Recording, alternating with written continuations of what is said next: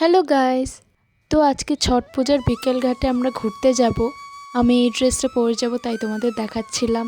এই ড্রেসটা আমি দুর্গাপূজায় কিনেছিলাম, দুর্গাপূজায় পরা হয়নি। ভেবেছিলাম কালী পূজায় পরবো, তাও পরা হয়নি। তো ফাইনালি আজকে আমি পরবো ড্রেসটা। ফার্স্টে আমাকে সুন্দর দেখানোর জন্য একটু মেকআপ করে নিচ্ছি। সিসি ক্রিম দিচ্ছিলাম মুখের মধ্যে, ভালো করে মেখে নিচ্ছি। আমি অত ভালো মেকআপ জানি না, যেটুকু জানি সেটুকুই করি।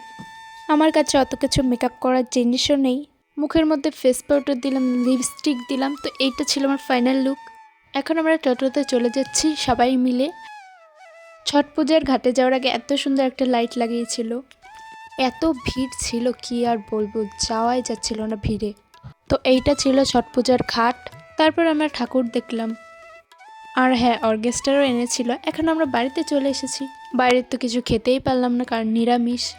বাড়িতে এসে জামা কাপড় ছেড়ে ভাত খেলাম। আজকের মতো এইটুকু, টাটা।